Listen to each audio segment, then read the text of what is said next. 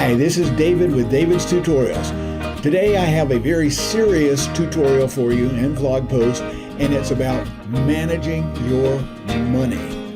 These are the basics that everybody needs to know, and if nobody's ever taught you the basics of managing your money, then this video is for you. If somebody has taught you the basics of managing money, or you've figured it out on your own, then you might want to watch this to see if there's something you've missed, or to see if there's something I've missed, and you can leave me a comment down in the comment section below, and that will allow me to know what else I need to put in perhaps the next video. Let's get started.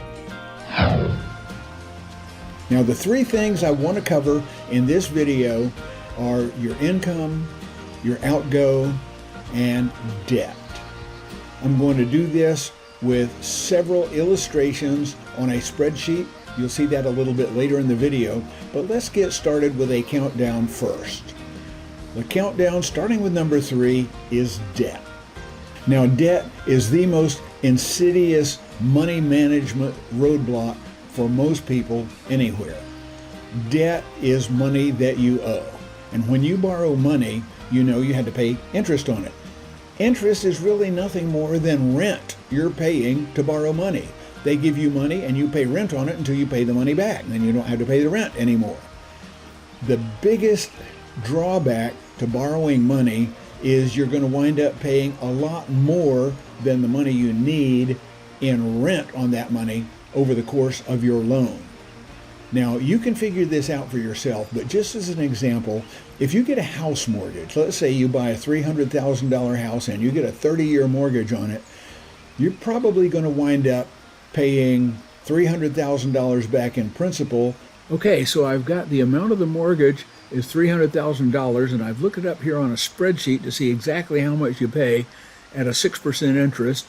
And at a 6% interest, your monthly payments over 30 years are going to be $1,798.65 with 360 payments, which totals up to $647,514 that you will be paying in total payments over the life of that 30-year loan. That is ridiculous. The longer the loan, the higher the interest rate, the more you're going to pay. Car loans are just as bad. Sit down and figure out, if you got a loan to buy a car, how much you really paid for that car, including all the payments you made over the life of the loan. If you know that, then you know that debt is insidious. It is a torpedo in the side of your financial health.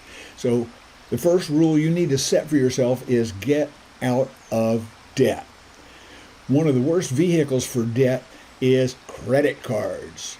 I have known people that had 8, 10, 12, 15 credit cards, and several of them were using loans from one credit card to pay the payments on another credit card, and that is just so in a trap. They've basically gotten caught in a whirlpool, and they're underwater financially, and they're just struggling to keep their nose above water so they can breathe.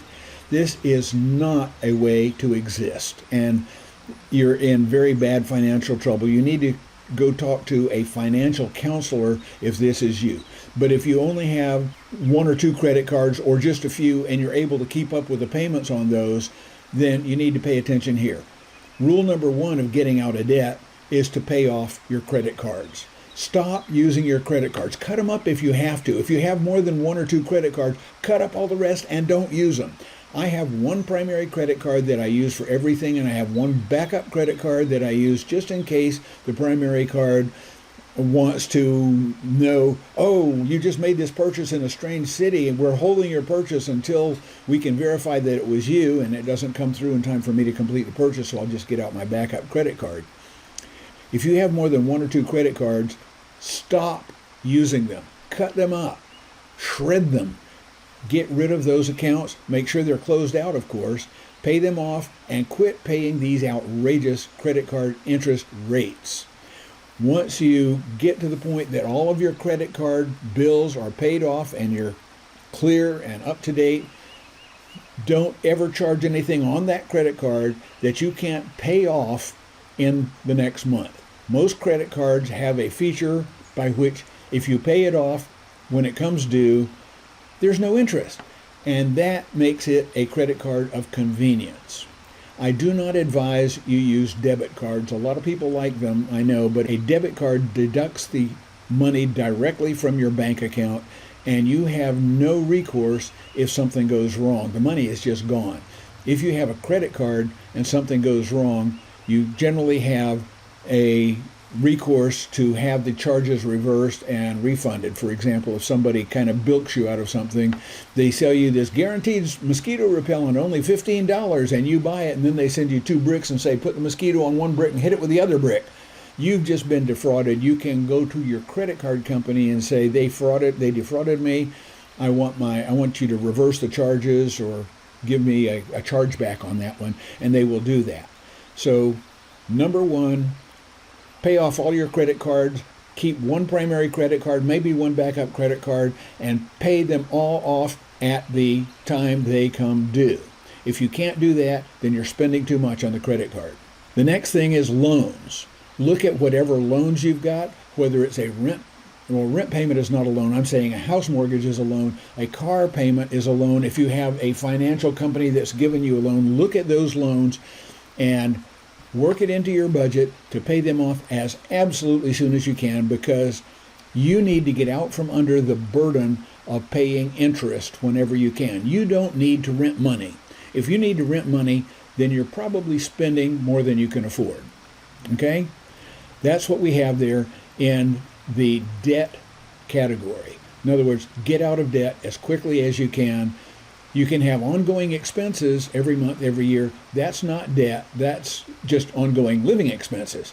But if you borrowed money for any reason at all, other than a credit card of convenience where you pay it off at the end of the month, then you need to stop doing that. That's the basic tenet of money management. Now, the second tenet is tracking your outgo. You will definitely have expenses. You will have annual expenses. For example, if you pay house taxes every year, that's an annual expense. Sometimes you'll have a subscription that you pay it once a year, like Netflix, they give you a discount if you pay it annually. You will have car insurance you may pay once or twice a year. These are annual expenses. And then you will have monthly expenses. I'm going to advise that you take your annual expenses, put them on one page of a spreadsheet, and I'm going to show you that in just a minute, and then you break them down into a monthly allocation or allotment, and you set aside what you need for your annual expenses every month so that when those expenses come due, you've got the money and you can pay it off. And then you will make a spreadsheet page for monthly expenses, and you'll figure out what all your expenses are, and then you compare it to your income, and we're going to talk about income as well. And if your outgo exceeds your income, your upkeep will be your downfall, and you'll know you'll have to do something that nobody really wants to hear, and that is cut back your spending and go look for additional ways to make income. So let's go ahead and go over to the spreadsheet now and take a look at how we're going to do that. Okay, here we are in a Google Docs spreadsheet. It's a Google Sheets document basically, and anybody who has a Google account can create one of these documents at no cost. This tutorial, of course, is a tutorial about money management, not how to create a spreadsheet, although I'll talk a couple of those items in this tutorial, but I'm going to show you what we have done, and as long as you know what you want to do, it's a simple matter to figure out how to do it. There are plenty of tutorials out there on YouTube telling you how to do things on a Google spreadsheet or any spreadsheet for that matter. So we're just going to talk about what to do. Now in this spreadsheet, you'll notice down at the bottom, I have created 4 different pages. They have tabs on the bottom that show you which page they are. And the one on the left is a summary tab, a summary sheet, or a summary page. They all mean the same thing. The next one is the income sheet. Then we have the monthly expenses sheet, and the one we're looking at right now, you can tell because it's highlighted, is the annual expenses sheet. Now what I have done is I have created a fictional person, just a generic young adult out on their own with estimated expenses that they have to account for as they create their spreadsheet.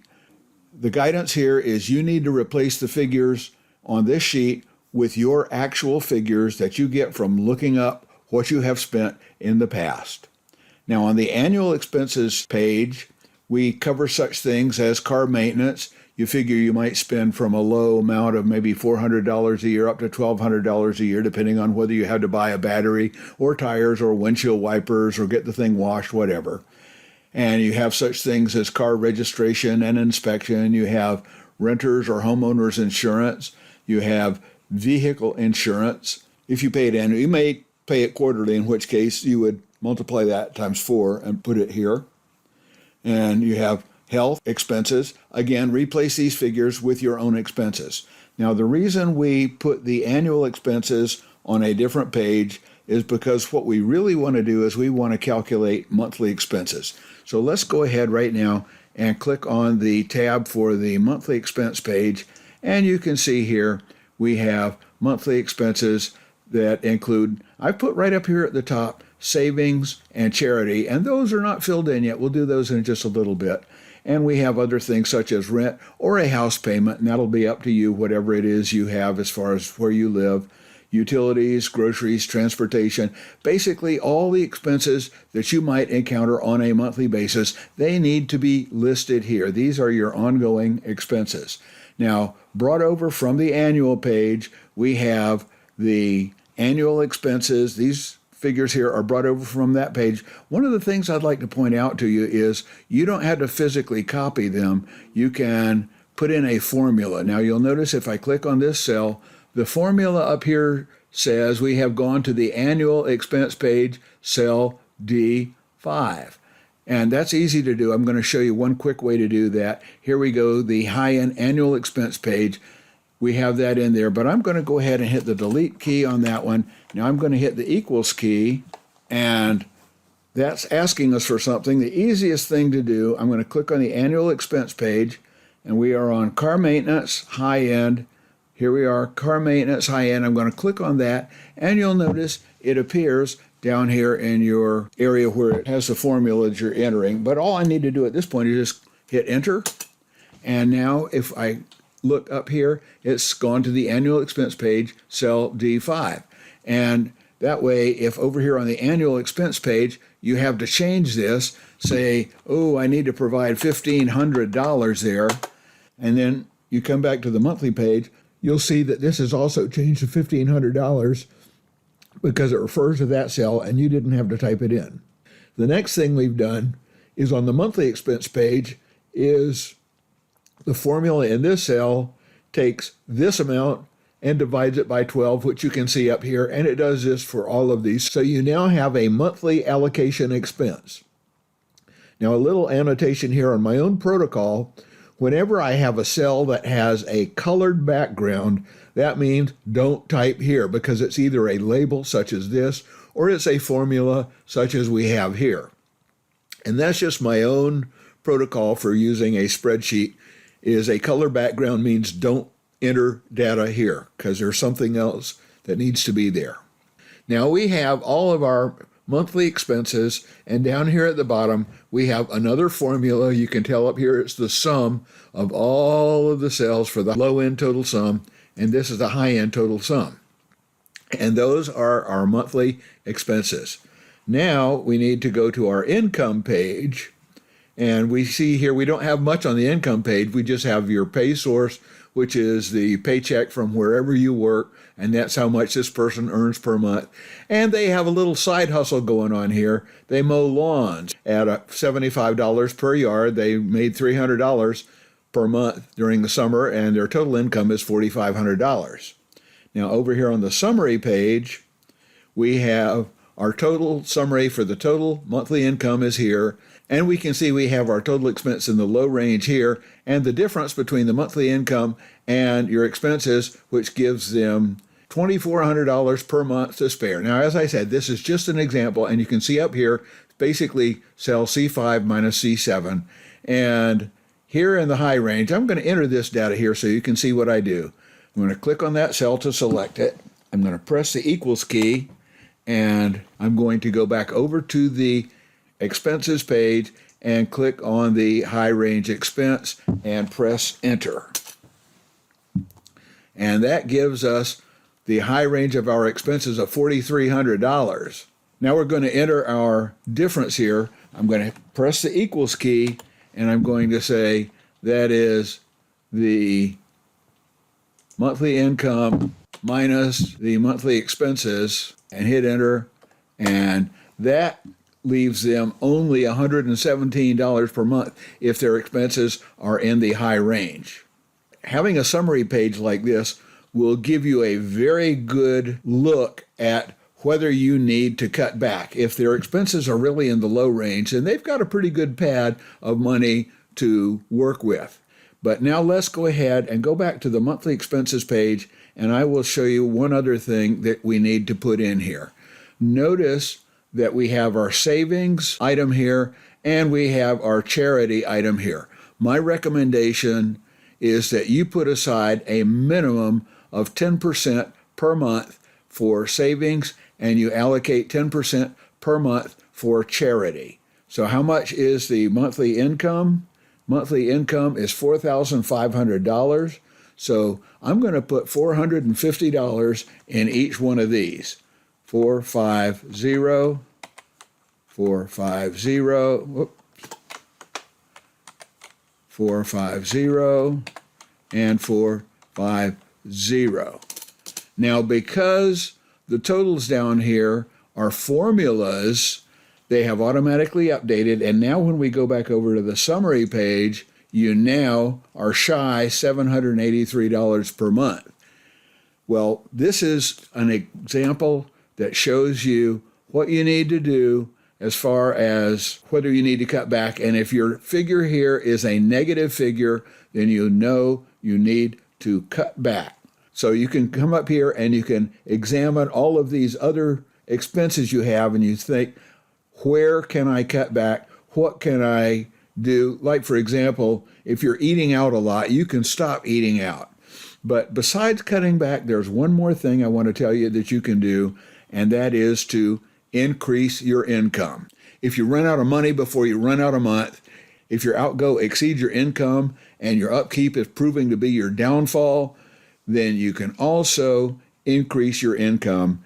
And the way to do that is to begin learning another business, another profession, another skill set that people will pay you to do. You can mow lawns if you want to, like this mythical guy does. You can start a window washing business. You can learn to build websites. You can learn to be an artificial intelligence prompt professional generator.